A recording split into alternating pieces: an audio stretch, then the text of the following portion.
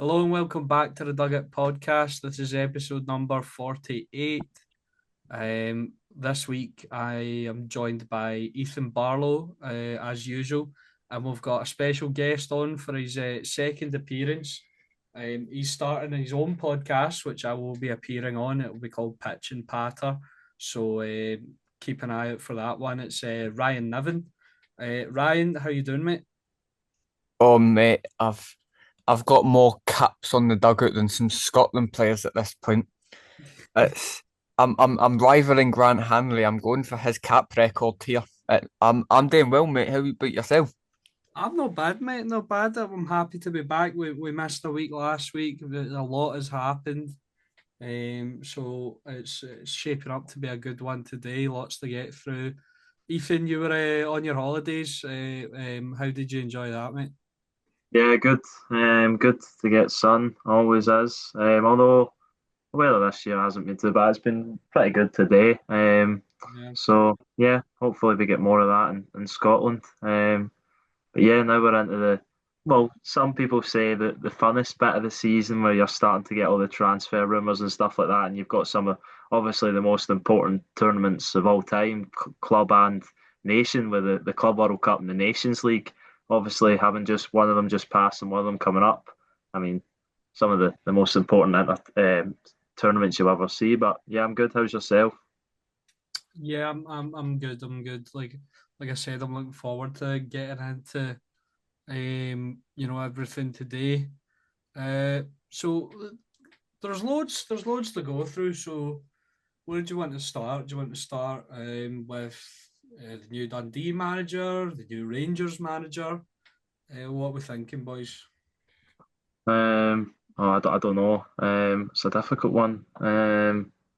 Because I mean we're currently in an international break, but I don't really know if any of us would be too keen on talking about Uh, that. do you do we want to kick it off then on a ranting and raving note? Then let's talk. Do you want to talk about Steve Clark and why is he still got the job? Do you want to start on that?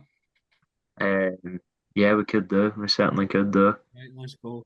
So, Scotland had played two friendlies over the international break. Last night, they were triumphant against Liechtenstein, winning 4-0, which is to be expected. However, an embarrassing 3-1 defeat at Hampden on Friday night against Iceland. So, you know, I'd say overall a poor international break for Scotland. And I've been on rants before. I just don't know what to say anymore. Get him gone. Get Steve Clark gone. Yeah, that's definitely. I think. Yeah, you've stuck with that for a while. I think I've been on that bandwagon since Germany at least. I know we sort of had a little bit of dipped our heads at the water for a little bit with the results towards the end of the Nations League groups, and then the positive first leg result against Greece. But since then, it's been yeah pretty disappointing. The second leg against Greece was embarrassing. Iceland, I mean, it's difficult to find positives in the national break, which for Scotland is pretty much pointless playing two friendlies. Really don't see the point of it. At least with the Nations League, there's some sort of competitive edge, although that tournament's still sort of got an asterisk next to it. But yeah, Steve Clark. I think I don't really understand what he's going to have to do to get sacked. Because okay, beat Liechtenstein 4-0, but I mean that this is like a Put, semi-professional team if that put into level we're perspective, playing against. like Liechtenstein handed San Marino, I think, their first international win. Yeah, so that's the kind of level we're talking about here. And I think they said a lot of their players were in the Swiss second division. So I mean, it's the equivalent to playing against sort of championship level, Scottish championship level I'd players, say which you're maybe even doing the championship a disservice because yeah, possibly. the Swiss top division isn't like great No, quality. it isn't great. You're right. It's not. They're not as. It's not as good as they perhaps used to be when Basel were getting to like knockout rounds in the Champions League. The quality's dropped off. I think. So I Yeah, think you're doing the championship a bit of a disservice there.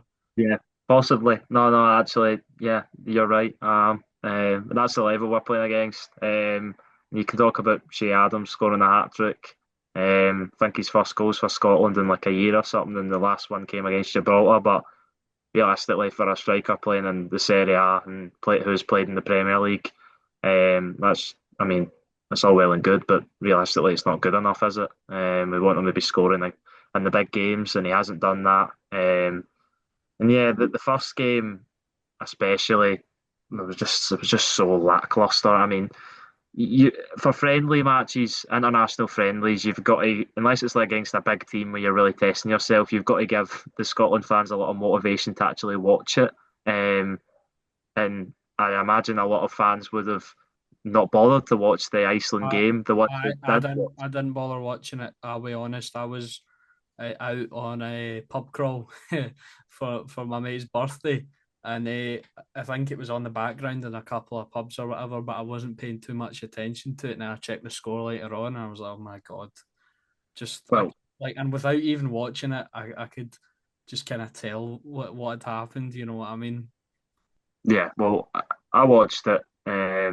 Just terrible. I mean, no sort of integrity from the players, and you don't really expect them to either. Most of the players that started that match are seasoned internationals that have played a lot of games, and they've not really got anything to prove. And that was where we all kind of pointed out that we wanted your sort of Lennon Millers to start these games. He obviously didn't start the first one; he started the second one.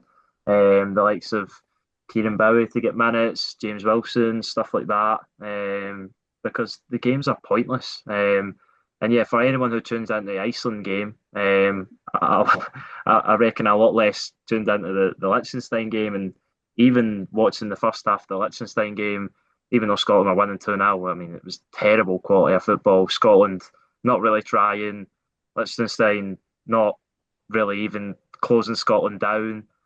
They had one shot, which is more than what they should have. That's disappointing on Scotland's behalf that they even managed a shot. And for that shot, I think it was the right wing back dribbled from way back, and just had a shot and no Scotland pressure on him at all. And it's just I a pointless international break, but it just I actually builds the pressure watched up on Steve like, Clark. and sorry to cut you off, but No, no. he's saying it. It felt like if Rangers and Celtic, like playing like a team who shouldn't really have any threat. Mainly Rangers in recent years. Of although Scotland did score 4 goals, a lot of it was they would just had the ball and they weren't doing anything with it, and they were just passing it around and passing it around. There was no kind of inspiration except from maybe who he did have a good performance, Lennon Miller. I think it was a good performance, but I think it's been slightly overhyped by especially some Motherwell supporters that I've seen. Obviously you'll get behind your own guy, but come on, it's Liechtenstein. You need to chill out a little bit. He was very good, but it's a team that we should be expected to beat 4-5, even 6-0, and he should have been good because Lennon Miller, he's a good player, but it wasn't like a generational performance or anything like that. I feel like we've kind of rambled on for a bit now. Ryan, we just want to get your take on the Scotland situation. A lot of those Scotland boys have had their eyes on Ocean Beach in Ibiza. They're on their summer holidays already. And you could kind of see it in the first game against Iceland. I mean, one point I will make is I do feel for Kieran Slicker. He's kind of been thrust into a game 7 minutes in where he wasn't going to start. Shouldn't be in the squad, to be honest with you. But it shows the lack in depth of goalkeepers at the moment.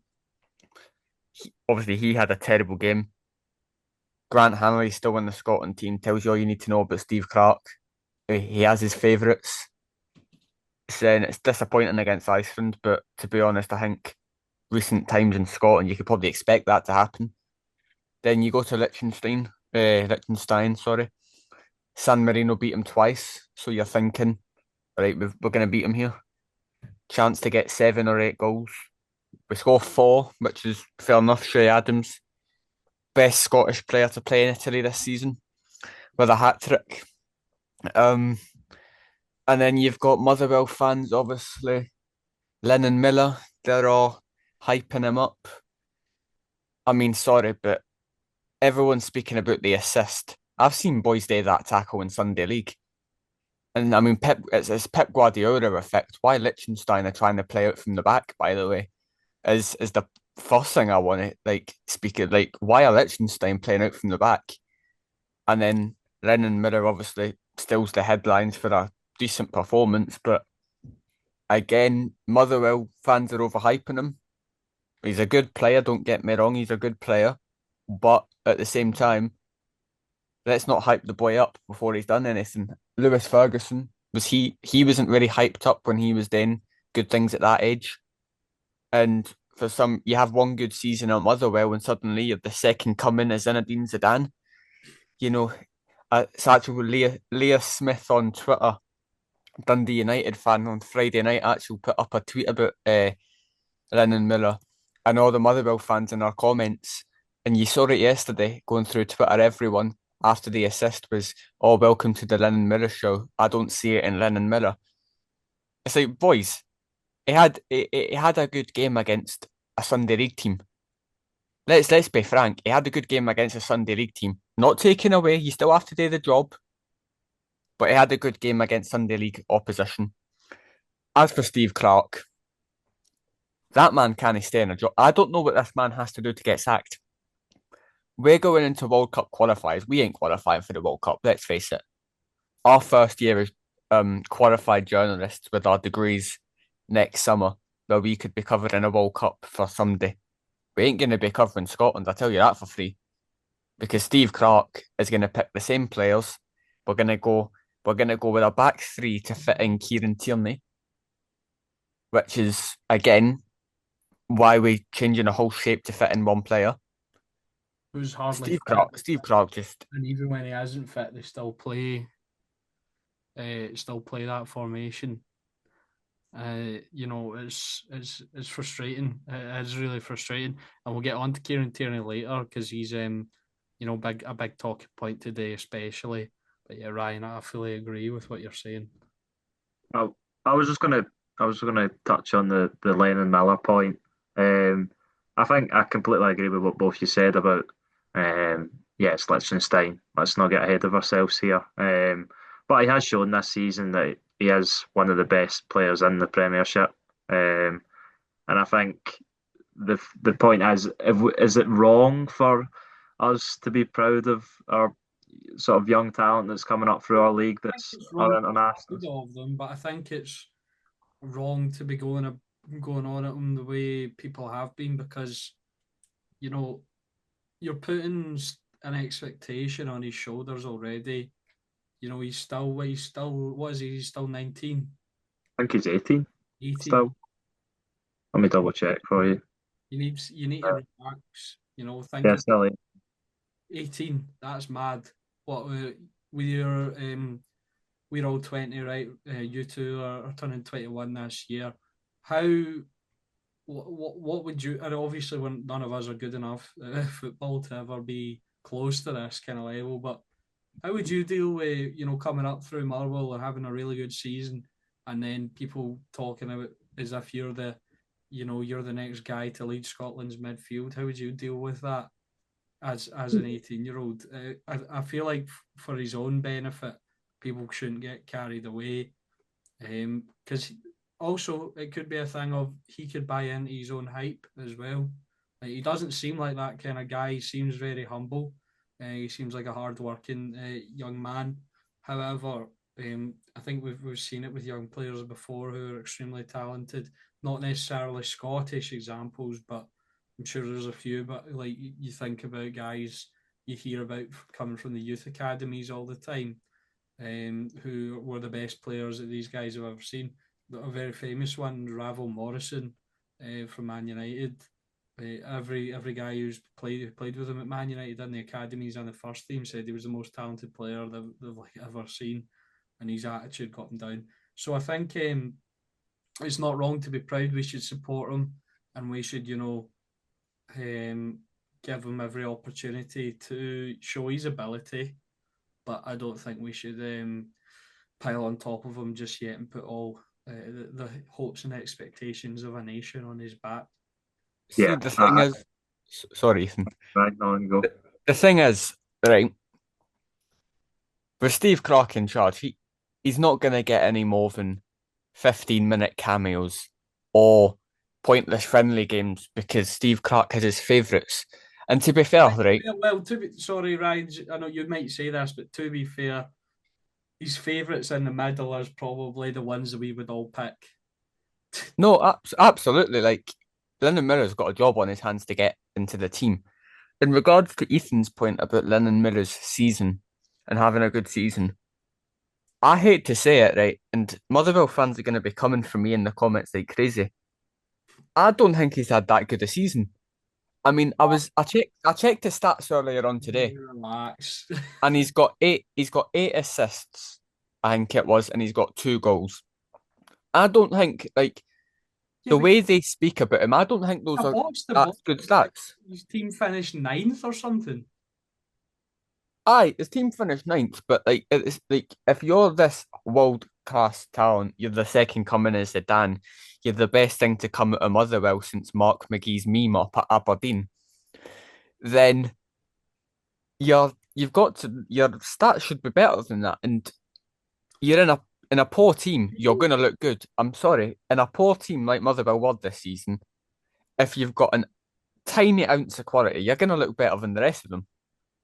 Oh, Yeah, but he's not a sorry, Alex. He's not an attacking midfielder. He's not someone that's going to get you 10 goals a season. Well, maybe he goes on to get 10 goals a season, right? But he's a box to box midfielder. I mean, I know this is a ridiculous comparison. We're just talking about weighing, putting lots of weight on people's shoulders, but I mean, you think of the best sort of modern era midfielders. I mean, Xavi and Iniesta, they didn't score a lot of goals. So yeah, I think Lennon Miller. I'm not saying. I mean, like he's worth. I'm not saying he's worth £10 million or whatever. But he's a quality player and he's one of the best young players we've seen in Scotland for a while, I think. And I agree that we shouldn't be putting too much pressure on him. But from a selfish sort of standpoint of propelling the Scottish League, we should hype him up as much as we can and get Motherwell the biggest fee we can for him because it will only grow the Scottish game. And I think in modern day football, it's about it's difficult for players. Of course it is, but it's about the players who make it, so the ones who stand up and say, "Yeah, I'm going to be that guy that achieves everything that everyone's saying that I am." I mean, you could argue there's a player in the world right now that's younger than Lennon Miller, who is maybe the best player in the world, who has probably the biggest ego in world football at the moment. And I mean, you look at what he's doing. So I mean, I know I've made some ridiculous comparisons to Lennon Miller wait, there, but you just compare Lamine Yamal to Lennon Miller. yes, I did. I think when you maybe are one, maybe are the best player in the world, you're allowed to have a bit of an ego. Like, No, but Lennon Miller doesn't have an ego either. I know. I think people thought he did maybe after his comments, which sort of John Carver gave him a slap on the wrist for. Obviously, John Carver, I think, is now leaving the national team. Well, Lennon Miller, I don't think he meant to come out and sort of say, "Oh, I'm the best player, the best midfielder, or the best player in the national team." But he has confidence in himself. He has confidence in his ability, and you can see that in his play. yeah. He's the one that against a team like Liechtenstein, he's the one that has something to prove ultimately because John McGinn, who else was playing? Billy Gilmore, Lewis Ferguson, they're all established players at top teams. So yeah, you wouldn't be surprised that Lennon Miller was a standout, but he was good, and hopefully we see more from him. But as you both said, it'll be very difficult to get into a starting Scotland midfield lineup if everyone's fit. Yeah, just quickly, she back back to Shea Adams. You mentioned there he scored a hat trick. Obviously I think it's his first international hat trick. He's played in the Serie A. He's played in the Premier League. Do you know who else has scored a hat trick at international level and played in the Serie A and played in the Premier League?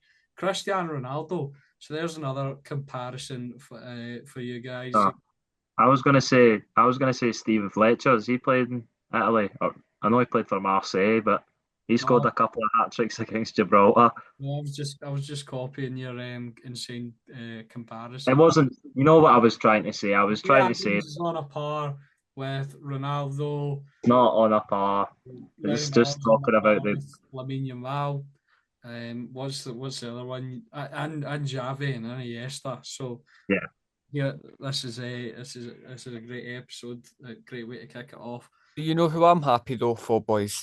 Uh, I'm happy for young striker George Hurst, who's achieved the dream he's had since he was the ripe old age of 25, scoring his first goal for Scotland in what can only be described as that will go down as a generational strike. He has dreamed about that since he was 25 years old, and he now at the ripe old age of 26 can live out his dream of playing for the team he has wanted to play for Yeah, yeah. for a year.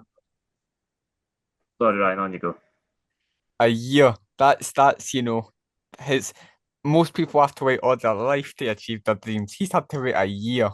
Some man, some man. But is he the best we've got up front? You no, you know what? I actually like. It's obviously a jokey point that he's switched to Scotland quite late on, but again, it is Liechtenstein, so we have to like put things into perspective here. But I actually thought him and Shay Adams did look like they linked up quite well with each other, and he does look a better option than Lyndon Dykes, because Lyndon Dykes sort of just runs around and we fireballs into him and hope he does something. Uh, Nisbet, Shankland, I don't think Shankland might obviously get into the Scotland team now. He's apparently going to West Brom, which we'll touch on later. But I hate to say it, he did, as much as we're going to rib him for his late choice of international team, he did look quite good. Yeah, I'd agree. I think he's a decent option to have. I think we're still lacking that sort of superstar presence up front that maybe would take us to a World Cup. But I think he's definitely a decent option to have. I think I think you've mentioned the things about Steve Clarke and his shape, and I completely agree. I think the problem with Scotland is that they either play really well. In a back five when Kieran Tierney is fit, which of course isn't all the time, and they play well when they've got wingers when Ben Doak's fit. But both of these players seem to be quite liable to an injury, so that's also a problem. And the right wing back situation's been terrible as well. When with Patterson and Hickey being out, obviously both Johnson and Ralston started both of the games. I think Matt Johnson's been attracting interest across Europe for his performances in Austria with Sturm Graz. So he's obviously doing something right. Another Scot going abroad and doing very well. But I think, yeah, another point that Ryan highlighted earlier was that the goalkeeper situation, I think, is an absolute shambles. I just some of his selections are just. I mean, Angus Gunn's an obvious selection. He obviously gets injured. He's not been he's been good, Angus Gunn, but he's also had his shaky moments. But I think Kieran Slicker, he's never played a professional game, and I think he went on loan a few times when he was at Man City. all right, okay, yeah, he played. He did. He played. He's played a few games, right? Okay, I stand corrected. But he's played a handful of professional games. He's the third choice goalkeeper, I believe, at Ipswich, or second choice. Um, why don't we put in someone who's um, played as a starting goalkeeper? I don't really understand. I know Robbie McCrory got injured as well, so that didn't help. And then again, he's called in Callum McKenna, who's not really got much minutes recently either. And then obviously Ross Doohan plays who I think out of all the people you've named there, apart from Angus Gunn, Ross Doohan should have been the first name, maybe except from Robbie McCrory as well. Because yeah, in his spell and goal during Mitov's absence, I thought he was all right. yeah. No, I'd agree. I'd agree. His goalkeeping selections are puzzling. I Is can only imagine that Liam Liam Kelly's Kelly's injured. injured? Yeah, because uh, maybe this is my bias shining through, but if every goalie was like fully fit, I'd put him in at the one.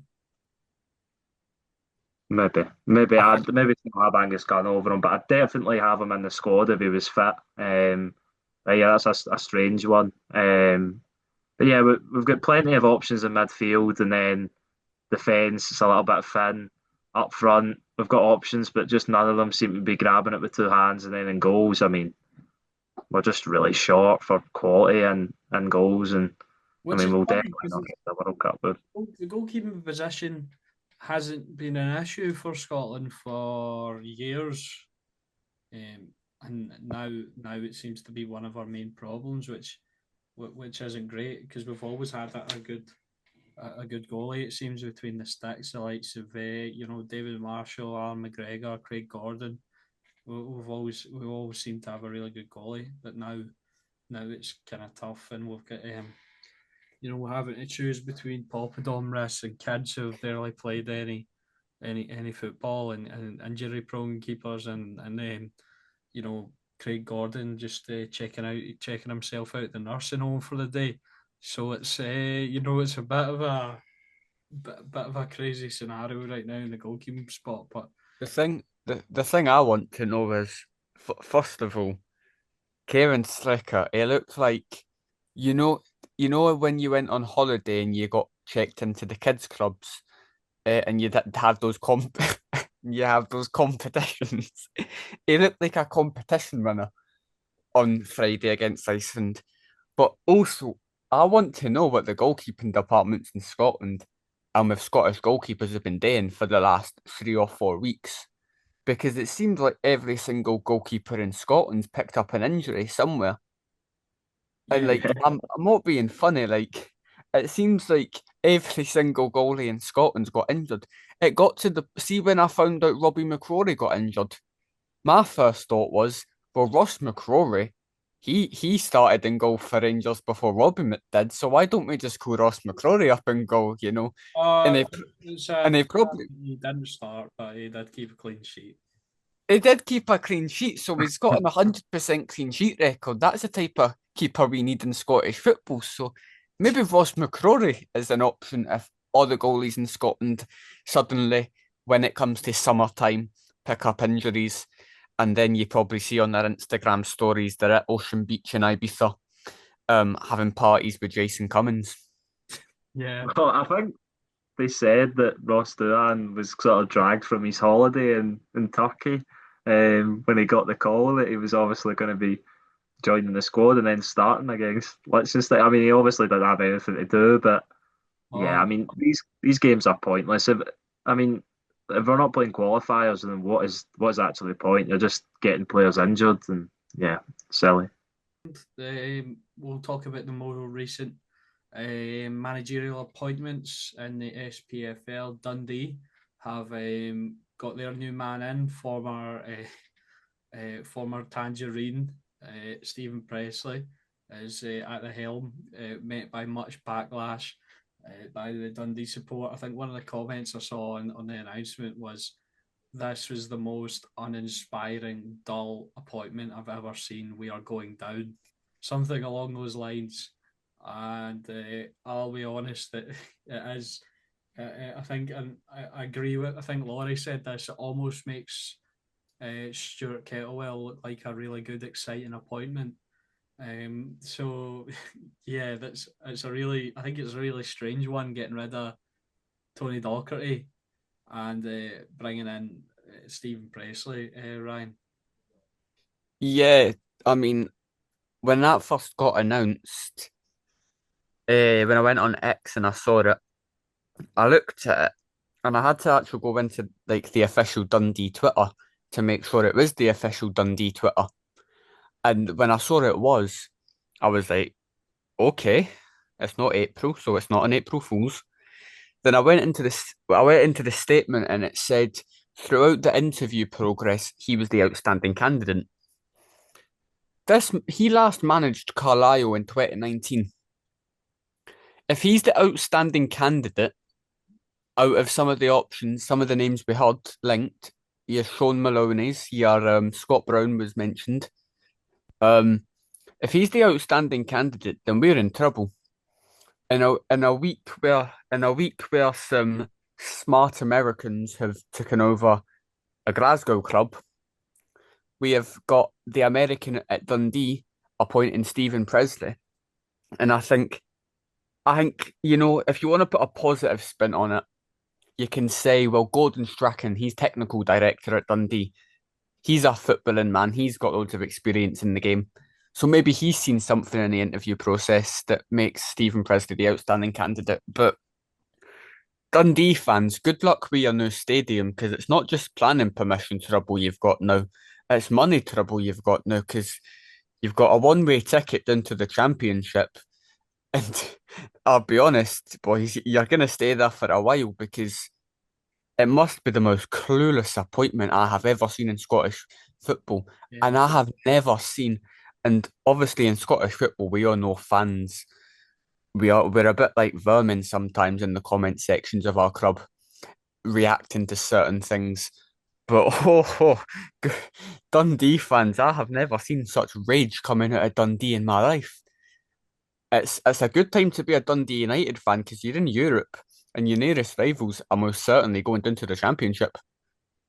Yeah, Yeah, sorry, I was just going to say as well, on top of that, they've lost their best player. Also, so it's a really, really miserable summer for the Dundee supporters. Sorry for cutting you off, Ethan. yeah, no, no, not at all. I think best players possibly debatable based on last season, but I get No, what you're saying. he's their best player. It's not even it's not a debate. Okay, okay, no, no, he has. It's not a debate. No, no, I agree. I think Leo Cameron has probably got the potential to be the best player in that squad, and he obviously has obviously got his move. And yeah, that'll be a massive miss. They obviously had to deal with Luke McCowan at the start of the season. They'll have to deal with Leo Cameron at the start of this one. And with Stephen Presley, just looking into him a little bit, as you said, as Ryan said, no first team manager role since 2019.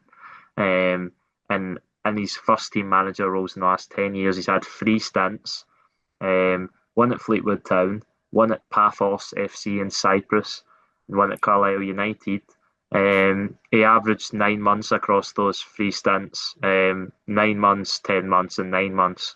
So doesn't look like a long term appointment based off this. He's recently spent a season at the Brentford under 21 assistant coach, not even the main coach.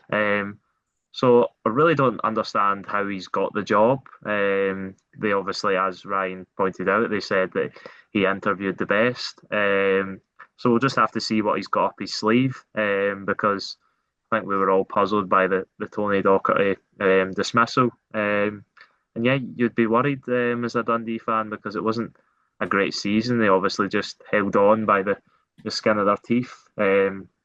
The one positive you could say was that they didn't have a problem finding the back of the net, but a lot of that came through Lyle Cameron, of course, Simon Murray as well.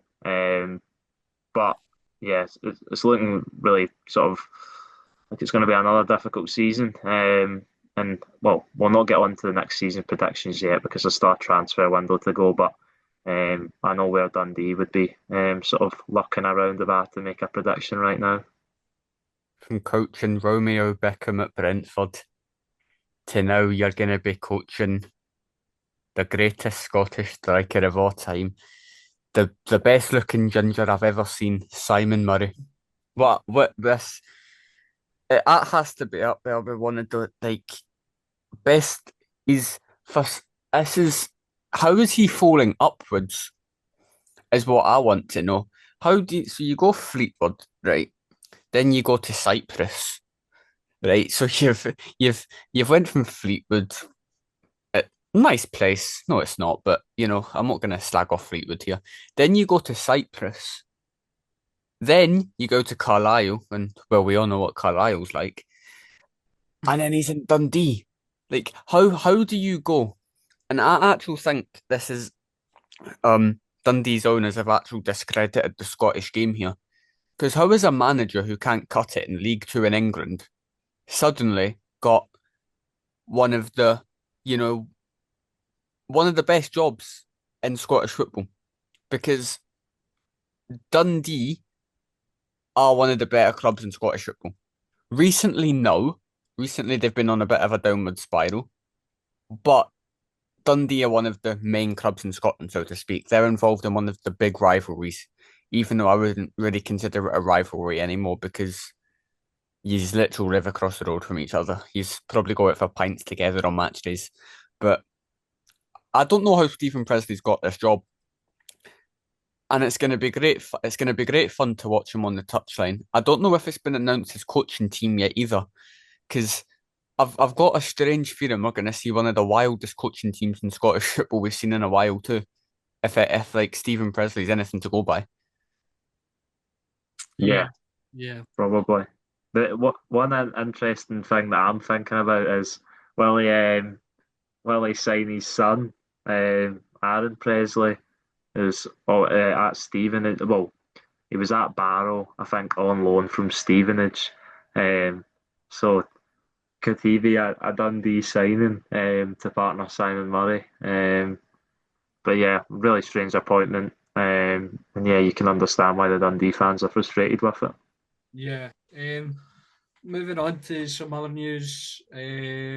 One thing I was going to go straight into another managerial, talking about, but I think we should talk about the thing that kind of was the catalyst for that because I don't think we've actually covered it on the pod since it's happened. Rangers American takeover has gone through. The 49ers Enterprises now have a 51% stake, making them majority owners of Rangers Football Club. My understanding is the shares that they bought up were from so Rangers were in debt and they converted their debt into shares, and then the 51% bought up the shares that were the debt, so the debt is now cleared, and they've invested £20 million of new capital into Rangers for day-to-day running transfers, that sort of thing. So positive. I'm personally, as a Rangers supporter, I'm very happy that it's finally gone through because we got told it might be done in April and then it might be done in May, and it just kept getting pushed and pushed, and I was having it in the back of my mind. I was like, is this not going to happen? But it did, and it's done. And then very quickly after, Rangers appointed their new manager, along with some other members of the board. Kevin Thirlwell in, I think the new sporting director.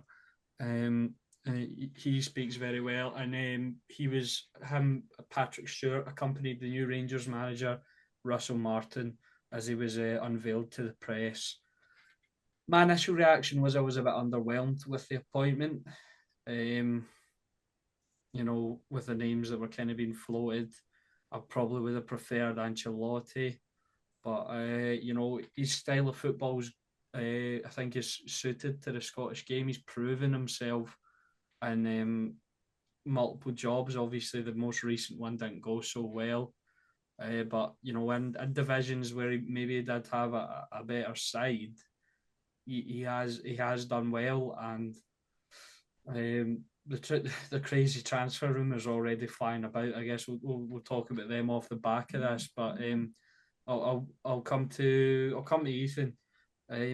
What was your initial thoughts when Russell Martin was announced as the Rangers manager? When I seen the shortlist, I thought, just sort of thinking about it, just kind of shallow thoughts. I thought, um, was the manager of one of the worst Premier League sides of all time. But when it was actually announced, um, I was thinking about it more in depth, and I'm thinking he's done very well with Southampton in the Championship. Yes, I think a lot of people thought they would win the league that season, but he still got them promoted through the playoffs. Um, and I think you've seen some of the games this season under him at Southampton that you can see he's got a clear identity in what he's trying to do. He obviously just didn't have the playing squad to do that at that level in the Premier League. He will have the playing squad to do what he wants to do at Rangers domestically, and that's been the problem. Chance creation, dominating opposition in the league, all things that have been not associated with Rangers, certainly this season. So it's something that he could bring. He's obviously got slight experience of being in Glasgow as a player with Rangers. 17 games it says here he played on loan. Um, so I think, and being Scottish as well, he'll know what's expected of him. He has a clear identity of how he wants his players to play, both in attack and defence. So I don't think it's the worst appointment in the world. Some of the reaction from the Rangers fans has been quite bizarre. And I think to add to that on the takeover point, I think one of the problems that Rangers have had in recent seasons is listening to the fans too much, with the fans' sort of criticism of managers. I think specifically of Van Bronckhorst. Whereas with this new setup, they might be less sort of, well, the fans are giving him abuse and wanting him sacked, so we're going to sack him, kind of thing, if you get what I'm trying to say. But I think it's not the worst appointment in the world. Yes, there was more exciting ones on the table. I think I actually think a lot of Rangers fans would have been more happy with Steven Gerrard, but I think that would have been a terrible appointment. I think Russell Martin's a solid appointment. If he's backed with the money that um, has been said that's there, because obviously they've invested a lot of money to buy the shares, clear the debt. So yeah, we'll see how he's backed, what kind of squad he can build, and how he starts the season. But the main thing on Rangers fans' minds at the moment is going to be those Champions League qualifiers, and some of the ties that Rangers could be in are looking very difficult. So they'll need to get some talent in pretty soon. Yeah, definitely, definitely. Ryan, before we talk about the talent that's been linked, we'll just come to you about your kind of thoughts on the appointment. Well, first of all, obviously the takeover going through is welcome news for Rangers fans. And then less than 5 hours after that was announced, you've got Celtic having a bit of a windfall with Jeremy Frimpong making the move to buy to Liverpool from Leverkusen, which is another good sign of Celtic's business and certain a sell-on clause. But Yeah, the sorry, just on that, I think that is one of the best. I don't think it gets talked about enough. That it's one of the best bits of business I think I've ever seen. The fact, what was he there for, like a year and a half, or was it just 6 months even that he was there No, for? I think it was a little bit. I think it might have been a year. It wasn't too long anyway. Yeah, he was barely there, and he was good. But then when people saw Leverkusen were coughing up 11 billion with a sell-on clause, it's absolutely mental. And then Liverpool obviously go in and sign him up and to get some more money years down the line. So yeah, sorry to cut you off there, Ryan, but I just wanted to say I think that piece of business goes under the radar, and I think it's a credit to Celtic, and one of the reasons why they've been on top for so long and why they've been able to keep turning a profit is because of the way they run the club. No, yeah, absolutely.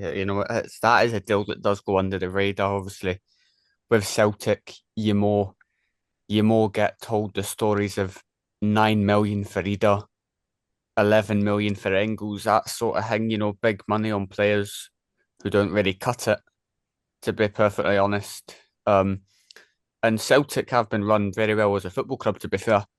Re- Recruitment in the last few years from them has been a bit iffy, but they are run very well as a football club in terms of they'll bring players in. And unlike their counterparts on the other side of Glasgow, they'll sell a player. When they can get a fee, they'll sell a player. You very rarely see a quality player leave Celtic for free, as you've seen in many years with Rangers. In terms of the American owners, though, everything they're saying right now seems quite positive. They've obviously got the 49ers behind them. They've got Parag Mafe, I believe, Leeds chairman. I think that's a great bit of boardroom appointment from Rangers. You obviously see Leeds, um, their work they've done. They've obviously signed some good players, sold some good players. Financial stability is what it looks like at them, and that's what Rangers need, financial stability. And it seems like Rangers finally have a plan to get that. Yeah. I, Sorry, I believe. sorry to cut you off again, Ryan. I've just remembered another statistic. These aren't exact numbers. I think Rangers' current value is just around 100 million. And when the 49ers enterprises, started with Leeds, their value was around 130. Leeds are now valued at over 400 million. So that's another positive for sort of brand exposure and financial growth. And hopefully they can do the same thing with Rangers. But sorry to jump in, but you just talking about the financial aspect sparked my memory.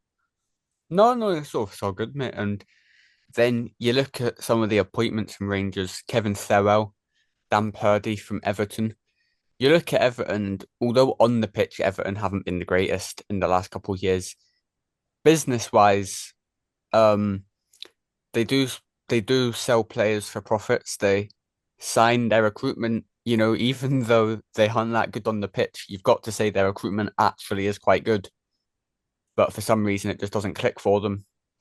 But now David Moyes is back, it looks like it's clicking for them. So Thurwell speaks very well. Purdy speaks very well. Um, Rangers' growth financially is going to be exponential, which is what Rangers need because we all know the tax man knocks on the door at Ibrox every I year. think the financial growth will be as luscious as Russell Martin's Barnet. Well, we move on to Russell Martin, and a lot of Rangers fans are underwhelmed with him. But out of all the names mentioned, I think he was the best man for the job.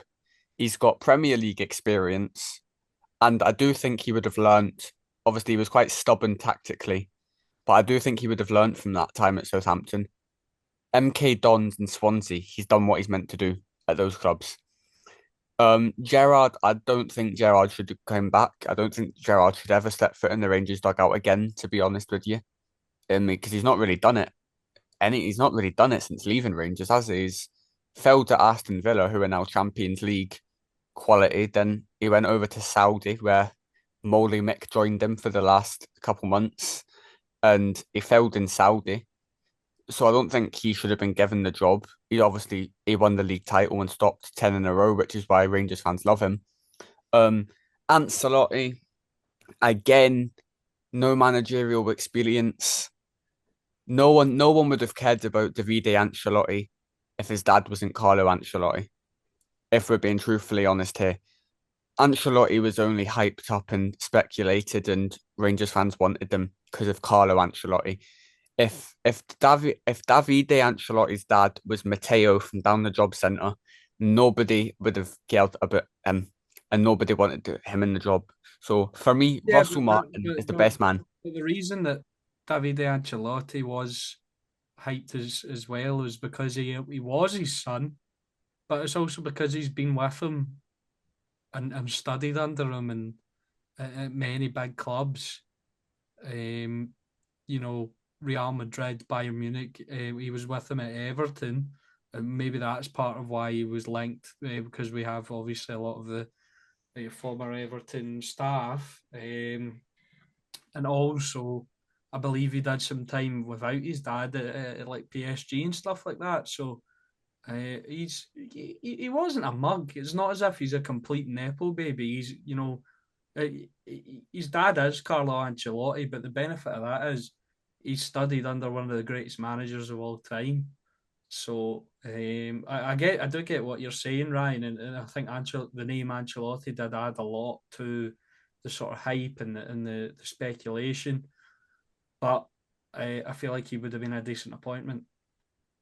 Yeah, I'd agree. I'd agree with that. I think assistant managers and sort of like Davide Ancelotti, they've got to step out under the shadow of, well, his shadow is obviously his dad, but for a lot of assistant managers, the shadow is their manager. They're under the shadow, they're in the shadow of the manager. And he will probably step out of that at one point. He just didn't feel, or Rangers didn't feel, we don't really know what way that was. Maybe a combination of both. But I think he would have been an interesting appointment. But I think at least with Russell Martin, you know what you're going to get. We'll just have to see whether he can sort of put it together at Rangers and get them competing for trophies for the league, especially and Scotland again, and make them a real Scottish powerhouse again. I mean, the manager that, just to make a comparison, that I think of is Cesc Fabregas. You look at what he's done with Como this season. He obviously got them promoted last season from the Serie B to the Serie A, and now he's got them a top 10 finish. And he's only been a manager for 2 seasons, and Como took a risk on him and obviously played off. So, yeah, it would have been interesting, but as I mentioned, I think Martin's a steady appointment. We'll have to see what he does. The thing for Rangers though is you're the new owners. You can't afford to take a risk like that for your first manager. You can't afford to take a risk like that. If you take a risk like that and that doesn't work, you're immediately off on the wrong footing, and you're looking for a new manager after 18 months. I mean, the thing is, the Rangers could have waited another week and they could have seen Ange Postecoglou on the touchline at Ibrox if they waited another week. But for me, Russell Martin, I don't think it matters what manager Rangers appointed because you can sign all your players, you can bring in all your staff, you can do all of that. The one thing lacking at Rangers, bar a few players, is mentality. You can't teach mentality. You can teach tactics, you can teach style of play. And apart from, in my opinion, James Tavernier, despite the fact his trophy record's abysmal, um, he's got the mentality to play for Rangers. Nico Raskin, you saw in that January Old Firm game, he took the captain's armband and he just got it. I mean, I've never seen somebody, a Rangers captain, look at Callum McGregor the way he looked at him in that first face-off when they were shaking referees' hands. He got it. And the other Rangers man who's got mentality, and this will be a controversial one because he's a divisive figure in the Rangers um, dressing room and divisive figure in the Rangers fan base. Cyril Dessers. I actually think Cyril Dessers, and this might be controversial, has got the best mentality in that Rangers dressing room because he misses about 30 shots a game, but he's always going back for more and he's always going and he's got his top goal scorer in the Scottish Premiership, by the way. I don't He think scored that's. more than I don't think more that's. than Maeda, more than Sam Dalby. I'd agree with that. I'd agree with that take absolutely. And for me, he's one of the ones that I would definitely want to stay going into this next season. Although rumours have been circulating that AEK Athens are in for him. I think he's made just over 100 appearances for Rangers. He's scored 51 goals, I think. He's one that's grown on me over the past couple of years, and I think that's part of it. His mentality, and anytime he's asked about it, about whether he wants to leave or whatever, he just says that he loves playing for Rangers. So I think Ryan, you're spot on with that sort of assessment of his attitude. He's not a true Rangers man, though, because a true Rangers man would have scored 55 goals for Rangers And then never scored again. and never scored again. Yeah, That's a true Celtic man could have scored 55 goals now. Well, Celtic are going to lap up being on Well, Celtic are probably going for Celtic. Let's not. Obviously, we're not going to make predictions because we've got a transfer window to go. But for me, it's 56 is going to Celtic.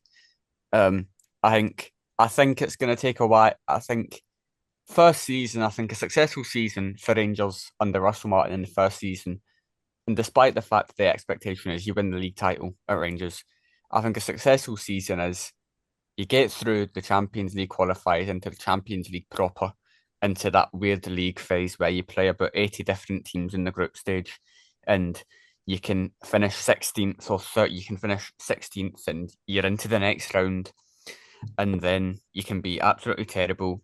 But as long as you win enough games or get enough points, you can have 8 draws and you might get into the next round. So I think Rangers, a successful season for Rangers next season, Champions League proper and winning a cup. I And don't think that's realistic. it's not. It's probably not realistic because I actually You think. don't think getting into the Champions League and winning a cup is realistic? No, I think winning a cup. I think winning a cup's realistic, but I think Champions League qualifiers come too soon for Rangers. See, that is the thing Yeah, for but me. I think it's realistic though. Yeah, but I Russell think Martin I don't style of think it play. will Sorry, happen, Ethan. but I think it's realistic. I think if Ryan had said a successful season for Rangers is winning a cup and getting out of the league phase of the Champions League, that's unrealistic. I'd say that's nearing getting out of the realms of possibility there. But I think I understand what you're saying. I don't think it's likely, but I think it definitely is a realistic season. no. All right. Well, I'll say what I think that it'd be harsh to sort of punish Russell Martin if he doesn't qualify for the Champions League. I'd agree with that. Or do But I think you mean in terms of expectations, it's unrealistic? yeah. If I was, I'm saying if I was a Rangers fan, my expectations would be to have a decent run in Europe. If it's in the Champions League, brilliant. If it's in the Europa League, get out of the league phase like Rangers done last season. Win a cup, run Celtic close in the league, five-ish points area, maybe even win the league. I don't think that'll happen, but you need to at least show progress. Show progress by winning the cup. Show progress by going far in the league. Europe's not been a problem. It's been domestically where Russell Martin will need to show progress. And I think there'll still be calls for his head if he doesn't win the league. But I honestly think that putting the expectation on him to win the league in his first season, I mean, if Rangers go out and spend 50 million in the transfer window, maybe we're talking about a different story, but I don't think that's going to happen. So I think with the resources that he'll be provided, we'll obviously see what he gets. But I think, yeah, that would be a realistic expectation for his first season. I know a lot of Rangers fans won't like that, but that's the way Scottish football is at the moment. Speaking of spending 50 million, I've got a few names that Rangers have been linked with, and we could just kind of run through these. Oh God, I can't remember. I'll say the names that I remember first while I'm googling the other ones. So there was Kwame Poku of Peterborough, whose contract has expired. In these 4 years at Peterborough, he's played 120 games. He's a left winger. He's got 30 goals and 30 assists in that time. So 60 goal involvements from the left wing. Rangers need a left wing, and he's impacted many games. Harry Darling is a centre back of Swansea City. It's typical Rangers, that, isn't it? You get fresh investment, 20 million transfer kitty, and the first thing you're gonna do is you're gonna go out and sign a free transfer from Peterborough. Yeah, but he's good. And Harry Darling would be a free as well from Swansea. Rejected a contract renewal. I think Martin had him at MK Dons, 26-year-old English centre back. So yeah, that's one that I've seen linked. Flynn Downs obviously has been linked. So is a fairly obvious one. Joe Rebo has been linked to the Rangers. I think Nathan Wood, the Southampton centre back. Obviously, there's going to be a few Southampton names in there. A couple of striker options. I think Turgeman, the Israeli striker, but I think he plays for Maccabi Tel Aviv. And So I wouldn't want to Yeah, go to Celtic sounds Park right. if I was him. um, and a more a more recent one would be the Croatian guy. I can't remember his name. I'm trying to find it. Um, Is it Luka Modric? no, not quite, not quite Luka Modric anymore. That was when Just a wee bit short of his wage packet, I'd imagine. we were really in Doolally land at that point, weren't we? See, Um, I don't know if you've seen this. I seen this earlier on today. Aaron Ramsdale or Gavin Bazunu I saw is those as being well. Yeah, is being linked, and I'm thinking to myself, first of all, with in terms of Aaron Ramsdale, why do you want a goalkeeper who just will get like you want a goalie who's going to upgrade you? You don't want a goalie who's been relegated twice. not he's a good goalkeeper though. No, he's a great goalkeeper, but sorry, if you're getting replaced by David Raya, I think there's questions David need to be Raya's David asked. Raya's a good goalkeeper. David Raya's a top class, a world class goalkeeper. And then Bazunu, again, he was all right in the championship. Then he got dislodged by Joe Lumley of all people. So I Sorry, don't think I've got those are. I've got the Croatian guy Freegan, and I'm sorry, and another one as well that I completely forgot about. Connor Cody has been linked with Rangers. 32 years old. I saw something quite funny, in one of the comments. It was on a fan post when he was linked, and it said 32 is a bit old. And it was one that said, "Well, Leon Balogun's 5 years older, mate, and I bet you were one of the ones that wanted him to sign again." And I thought that's a good point. If he's anywhere near the quality of Balogun, I don't really care about his age. So yeah, Well, I think well, Connor whilst would be a good one so, to leave in. sorry, Alex, but whilst we're on the Leicester bandwagon, I know what he's going to say. Jamie Vardy to Ibrox, is that one you would take, Alex? Yeah, definitely. Would it be the sort of Jermaine Defoe type signing? He's approaching his late 30s, but he's banged them in on a consistent basis for Leicester in the Premier League. He's a Premier League level striker. I don't Obviously, I don't think he would get much. Would he get much game time in terms of you've got Igmane there? I think you would need to give him more game time because I don't think he would work quite the same way as Jermaine Defoe. Um, because I think a lot of people forget Jamie Vardy isn't as good a finisher as Jermaine Defoe. And if Vardy's legs go, I don't think he'd be very good at Rangers. He's still got a little bit of pace left. So if Rangers bring him in, I'd reckon he'd need to play, and I reckon he'd be good, and I'd definitely take him for a year.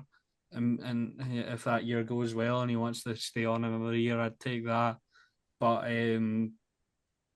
yeah, I don't think he would be the same as Jermaine Defoe because Jermaine Defoe could kind of not really do much in terms of running, but he'd give you a world class finish. See, if Jamie Vardy does make the move up to Ibrox, which is being heavily linked, and apparently there are talks ongoing about it, from what I've seen, it'd be the first Old Firm game at Celtic Park, and would probably be the first ever football game played without corner flags. Because that man, if he scored a goal in an Old Firm at Celtic Park, that man would absolutely wipe out the corner flag. Start a riot. And but is obviously we speak. I've just touched on Old Firm there, Celtic, obviously Glasgow Derby, because Celtic fans refuse to call it the Old Firm anymore because of historical one club died accusations. Aye. Let's keep that out of here. But whilst we get on to obviously Celtic today, they have announced the return of That's the good. most injury prone left back in Scottish That football. was quite rude. That was quite rude. Somebody who went to Arsenal and for 2 seasons played quite well, and then fell off a cliff through injuries. Went to Real Sociedad again, got injured. Went into the Scotland camp this week, got God, injured. Could this be one of Kieran Tierney's re-signed for Celtic, and don't get me wrong, this is an incredible signing. The fact he's back at Celtic, and I would love to see the wage packet. But could this be, in terms of wages, because obviously he came on a free transfer, but has this got the potential to be quite a financial mess for Celtic in terms of his injury record recently is abysmal, and you're probably paying upwards of 30 grand a week for him. I'd No, imagine he's the highest or no, he's not. He's second highest not. earner at the club. He's not. He's not the second highest earner at the club. No, he's way down. Really? Yeah. How much Where, are you where, paying Adam Eder? wait, could you elaborate for me? Where have you got this wage information? Because I can never find anything on I've got it from a credible source, but yeah, I think Incredible. He's a real journal now. um, but yeah, I don't, no, I don't think that's a problem. I don't think Celtic are overpaying his wages. I think Celtic are paying an appropriate amount for a player, yes, who brings quality. Uh, in his sort of prime years, he was one of the best fullbacks in the Premier League. Obviously, as Ryan said, injuries derailed his career a lot. I think he had offers from clubs across the top five leagues, and I think he chose to come back to Celtic for a reduced wage because his career was just spiraling downwards. He obviously wasn't getting many minutes at Arsenal, and I think it's a great signing, but it's also one where Celtic will need another very good left back to step in if Kieran Tierney's not fit, because there is going to be points throughout his 5 years, the contract he's signed, where he isn't going to be fit. And Celtic have actually been linked with a left back. Obviously, the news also, well, not confirmed yet, but Greg Taylor looks to have left Celtic. Obviously, his contract was up, didn't re-sign, and he looks to be going to Greek side PAOK, a 2-year deal. They look to be signing him on. Dino Zagreb are linked with him, but the Greek side seem to have beat them to the signature. But Celtic have been linked with Doozer Gardens, Japanese left back Keita Kasugi. He's 21 years old, but he's also been linked with Atalanta, PSG, Benfica, and Sunderland. So he's obviously attracting quite a lot of attention. So it'll be a difficult one for Celtic to secure, but I don't think there's any doubt that Celtic will need more in that position. See, you look for me, Celtic are in a pivotal window here because I think it's the first window in a long time where you could sort of say Rangers and Celtic are on an even footing in terms of they've both got money now to spend. In recent years, Rangers haven't had money, and it's always been we have to sell to buy, and then you'll see a £4.5 million signing from Rangers on deadline day, and you're wondering how they've agreed that one with the taxman. Um, but for me, it's a pivotal window for Celtic because Rangers have finally got people in who look like they know what they're doing in terms of the transfer window. Coppin's out, which, apart from Raskin, Diamonde, he's not really Cherney, you could say. Seema, I don't know if he was there at that time, but Rangers' recruitment recently has been terrible. So it's the first season where Rangers and Celtic on an even footing in terms of they've got good footballing men at the club who know football, who are good at deals, making deals happen, good at getting players in. So for me, Celtic have just as an important window as Rangers. And Celtic last season, I think Celtic's recruitment was nothing short of shambolic. 9 million on Adam Eder. Norwich have absolutely pulled Celtic's pants down there because Adam Eder's just not looked like 9 million at all. Arnie Engels has kind of went missing at times this season. I think in big games, he's kind of went missing. And then you look at the recruitment from Celtic last summer was just nothing short of a disgrace, to be honest with you. and they spent a lot. They spent a lot of money on players who, I mean, Arnie Engels, I think will come good. There's definitely a player there. But 9 million on Adam Ida, and then Dyson Maida, who plays predominantly as a winger, is getting in front of him now. Then obviously Jota came back to the club. That's a great bit of business.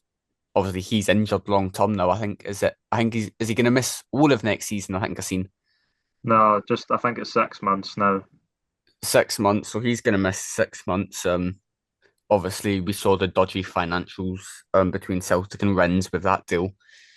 Um, with money going to Rennes and going right back to Celtic. I've got to say no. No, I think he's far more tactically adept. Yeah, no, I would agree with that, but I mean in the sense that he brought Brentford, who aren't a massive club in English football, up to the Premier League, and I think he's been vastly overlooked for years now. Thomas Frank, he's always just kind of sat at Brentford, done a brilliant job there. Obviously, he's got his big move this time, and you wonder, is David Martindale, is that big move ever going to come for him, or does he want the big move? That's why I know I've made some ridiculous comparisons this video, so My head must be in the sand. Where's Thomas Frank gone? Spurs, Is that confirmed? I thought it was a rumour. yeah. No, it's pretty much all but confirmed. And Ange Postecoglou, I don't know if you've seen being linked to the Italy job, although former Rangers man Gennaro Gattuso is the favourite. So yeah, it's a bit of a strange one, but I'm glad Thomas Frank finally got his move because I think he deserves it. Yeah. Just before we let Ryan ramble about his beloved Mirren, just a couple of things. It looks like Stuart Findlay's going to Hearts. Jimmy Brandon has signed for Kilmarnock. So he did got promoted with Livingston and then left.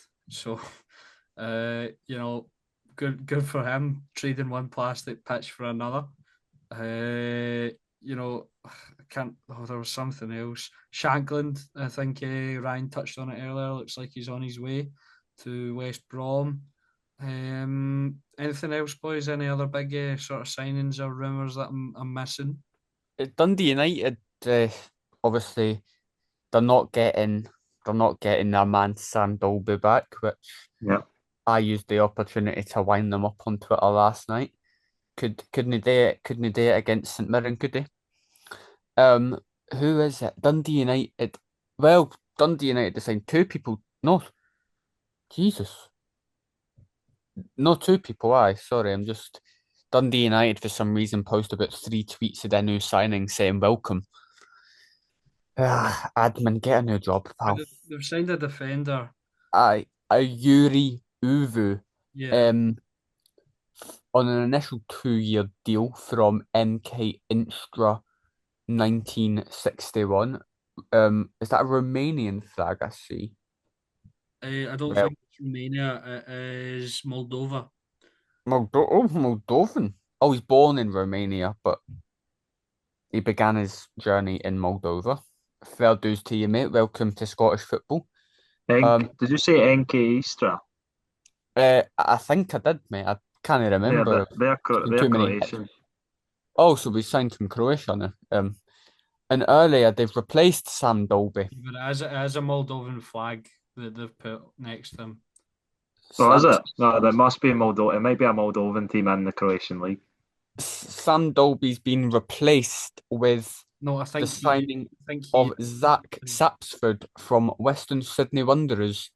The Australian man arrives on a 3-year deal, and I've got to say, I don't think there's been an Australian apart from. I just want to check this guy's Australian before I hammer him. He is Australian. Apart from Birigiti at Dundee United, I don't think there's been an Australian who's come to the Scottish game and not looked good in the last few years. Yeah, that's maybe a good point. Yeah, I'm trying to think of somebody, but yeah, the Australians have torn it up. Just That looking at, I was just looking at Habs socials there, and obviously they were congratulating Martin Boyle and Lewis Miller. qualifying for the World Cup. Did you hear that, Ryan? I didn't hear that, mate. Yanabakis was terrible. Well, mate, I'll be honest with you, right? Keanu Backus was a great footballer, and a wee inside scoop for you here, boys. He was meant to sign for Bolton the year before he actually left us, but he had an injury to his knee, and in medicals it showed that that's why I think he signed for Mansfield in the end, because this medical the year before basically ruined his chances of getting any bigger. But No I way. think Scottish players in the Australian players come to the Scottish game have actually done quite well. So I think it's a good bit of business in Dundee United. I've, But I don't know if you've seen I think I've Stephen just seen Kelly. a video of Duncan Ferguson doing stand up. Who says the dugout doesn't have a bit of everything? But I don't know if you've Is that seen, a boys. comedy club or something? What the heck? Stephen Kelly is apparently set to follow um Jamie Brandon to Kelly. That's interesting. Oh, That's very And and Derek McInnes is using his connections to Kelly. Obviously, Laurie's not here today to give us a bit of Del Boy slander.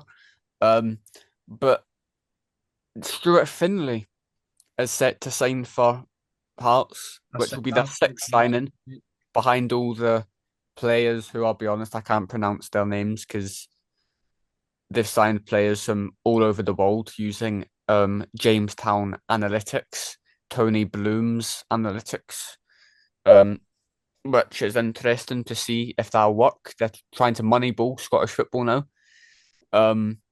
But Stuart Finley to Hearts, which for me is a bit of a surprising one that for me, boys, because you see in this January transfer window, they signed Steinwinder, signed Jamie McCart, they've got Craig Halkett, Stephen Kingsley can play centre back.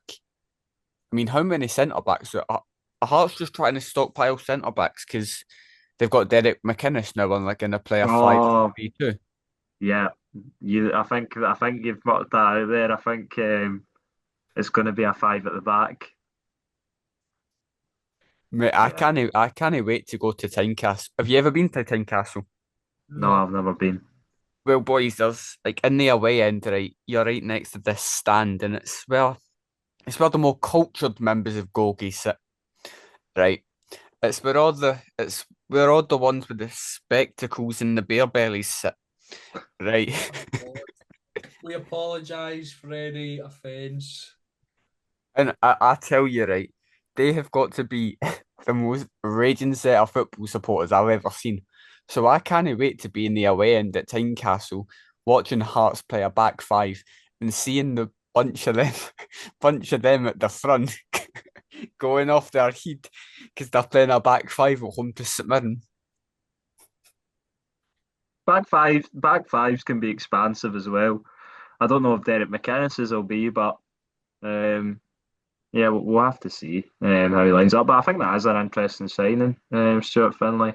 I see Hibs made a signing, a new goalkeeper. I'll have to get his name And this one here. save a shot, Ethan. Uh, yeah, I'm not too sure. It's Raphael Salinger from TSV Hartberg, Austrian goalkeeper playing in the Austrian Bundesliga.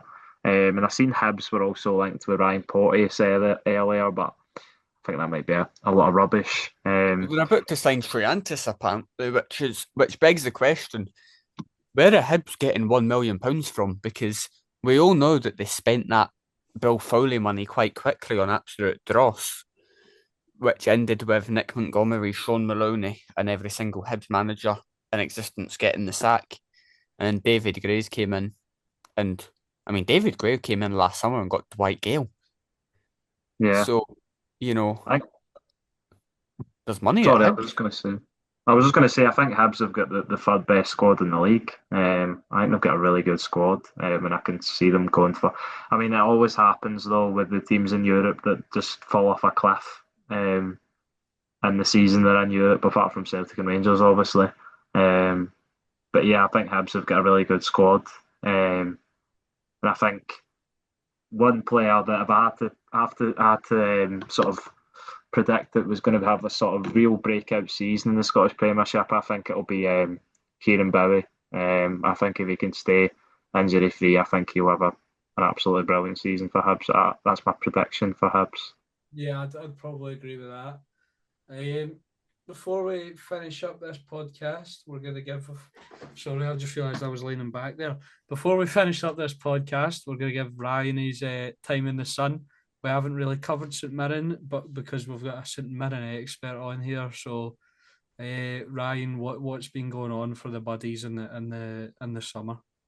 Well, it's great to be called a St Mirren expert, mate, because according to, let's call the man out, according to um Zero Domesky 3 on X, um I should stop commenting on football because I clearly have no idea what I'm talking about. That's a Motherwell fan's reaction to me calling Lennon Miller overrated. For the context of that. Um, 10 out of but 10. St Mirren signings wise, we're about to sign a Jamaican international centre back, Richard King, I believe his name is. I'm just gonna double check that I'm not misnaming the man. No, Um, you're right. You're right. I read the article earlier. so we are signing him. He's highly touted.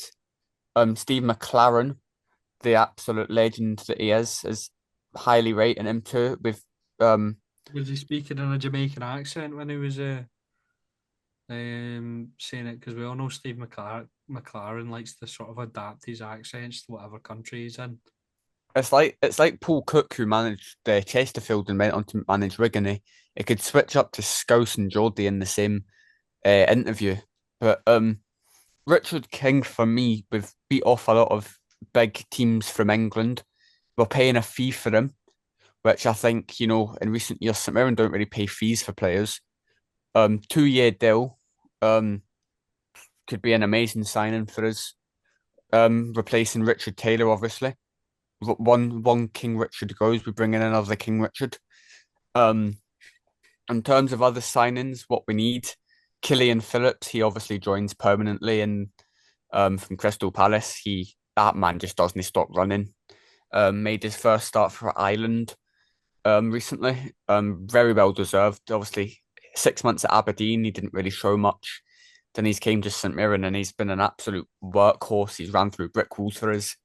I think a great bit of business from us. Roland Aduro has signed permanently from Shrewsbury. He's obviously really came into his own towards the back end of last season. He looked brilliant. Callum McGregor ragdolled him for 30 yards and still couldn't get the ball off him at Celtic Park. In terms of what we need a right back. Elvis Bawano's left. Obviously, we all know what happened with Sean Rooney last season. It looks like Ryan Albiesu won't be back. He's out of our price range. Because I think it's a problem for a club like ours. We bring players in who are missing something, and that's why they're not at a higher level. And they come into St Mirren, they perform really well, and then suddenly all these clubs want them, and we just can't afford to keep them at the club. Um, Zach Hemming, obviously, we're trying to get him back from Middlesbrough. We're waiting on them getting back to us. Obviously, Michael Carrick's just been sacked, so that might be. Waiting Oh, on them getting back to us. We've sent the email. We're just we've waiting. we sent the email, but they sacked Carrick, so we're just waiting on a response now. But he's definitely he wants to come back to the club, and I think he's another in a long line of Jamie Langfield coaching academy goalkeepers that just come in and are some of the best goalies you'll ever see. In Scottish football. Who needs Jack Butland and Kasper Schmeichel when you've got Zach Hemming? Another midfielder. Obviously, I think we need another midfielder. There's not really been many people linked with St Mirren, to be honest. But in terms of signings, there's not really been many linked with us. I think there's been a few strikers I've seen linked that haven't really picked up pace. Players, one I would love us to sign, and I don't think we will sign. It depends on Celtic's transfer business, to be perfectly honest with you. Johnny Kenny. we obviously wanted him in January, but Kyogo left, and that sort of gave Johnny Kenny the chance at Celtic, which he didn't really get the chance, if I'm being honest. He got cameos and small appearances, but Johnny Kenny's one I would love to see. And he was rubbish. Um, uh, I was actually, Brian, sorry I cut you off there. I was actually going to ask you about that.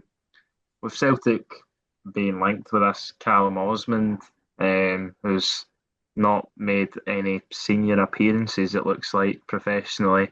Um, you wouldn't imagine that's going to be the only striker that Celtic sign. So if they've got him, Ida, and they sign someone else, then that would maybe open the door for Johnny Kenny to go out and loan again, or maybe leave on a permanent again. I don't think St Mirren could afford him on a permanent basis, but I think they could definitely take him on loan. And he was linked with obviously a loan move as well in January, but Celtic obviously never got another striker in to replace Kyogo. So I think it would be a really interesting move for both Kenny and St Mirren if it was to come off. no, I'd certainly take Johnny Kenny on the season-long loan, but at the same time, I'm sort of thinking I kind of want to go away from the loan model. I, at St Mirren, you kind of just want players to come in 2, 3 year contracts, and they're your player.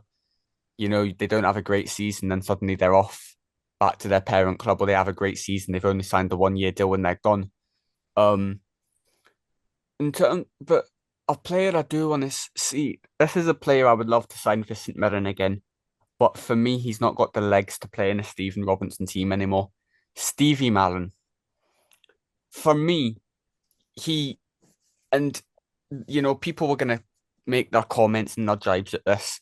I didn't even know he was. Without injuries, he could have been one of the best midfielders in Scottish football, and he was certainly, and I'm sorry, he was certainly better at 18 years old than Lennon Miller was. Sorry, and I add Ryan Gold to that list. Um, David Turnbull, obviously, Lennon Miller is probably another one of them. Um, but for me, I would love to see Stevie Mallon come back to St Mirren. But it'll be an interesting summer. I think recruitment's going to get done early because we're in the League Cup group stages this time. Obviously, the Diddy Cup, where we give the Diddy teams a wee chance. But I don't actually know what it's called anymore. Is it the Viaplay, the Premier It's Sports? not the pot calling the kettle black. Well, mate, how many wins did Rangers achieve over St Mirren last season? Was it one? It was one. How many wins did St Mirren achieve over Rangers last season? Where did St Mirren finish in the league last season? Well, we finished sixth in the league, mate. Um, and from some very dodgy added on time to give James Forrest his 16th goal in 16 seasons. Play till James Forrest scores. Added on time. We were done out of finishing fifth, to be honest with you. Which would have been European football, but on to touch on European football, actually, how rewarding was it to see Hibs fans, sorry, for the for the week after the season ended before the Scottish Cup final was played. You seen them all over the pubs, you seen them in the town, you seen them in Easter Road singing "Hibs away, ole ole." They're thinking, dust the passports out. We've got group stage football, and Aberdeen come in the Scottish Cup a week later, and Hibs are packed into the qualifying rounds, where they'll probably get papped out by some team from Andorra. And it actually brings me on to Dundee United as well. You know, they've been getting a bit above their station too. That that all on this. We're in Europe. We're in Europe. The last time you were in Europe, boys, you got scudded off AZ Alkmaar 7-1 and then lost 9-0 to You're Celtic not for gonna 8 like days. this, but you're not gonna like this, Ryan. But I think Dundee United are a bigger club than St Mirren. No, mate, there's no doubt about that. There's no doubt about it. Dundee United are a bigger club, right? But when we went into Europe last season, sorry, we put up a respectable fight against SK Brann, who I maintain would give Rangers and Celtic a good game Oh my! with the way they passed the ball and the intensity they passed the ball at, right? Dundee United went into Europe won 1-0 at Tannadice to Glen Middleton, then went away to Alkmaar, 5-0 down at half time. Stephen Thompson asking John Rankin, is this a tie over? But actually, and I'll give Dundee United some credit here, because somebody put this up on Twitter the other day. If you look at the Alkmaar team they lost to be fair, it had Kirkes in it, who's now at Bournemouth. It's got a Coppa Italia winner in it. It's got good players. So, I hope the Scottish teams do well in Europe. I really do, because it gives us all a chance of progressing. Obviously, teams can request a Scottish Premiership match day off for the qualifiers this year round. Obviously, in recent years that hasn't been a thing, but the SFA's favourite club is suddenly having to go through qualifying rounds again, and we see that you can get a break from the Scottish Premiership.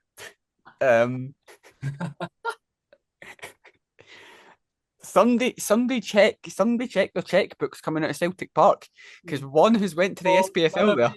None of these accusations are real or anything like that. This is all a joke. No, this is all for jokey purposes. This is what I add. Right? These are not the views of the Dugout. These are independent views of our guest Ryan Niven. I think that's a good place to end today's episode. Thank you to Ryan for coming on. Thank you to Ethan. Thank you to you all for watching and listening. Make sure to like and subscribe. Go check out the Twitter at the Dugout 2024.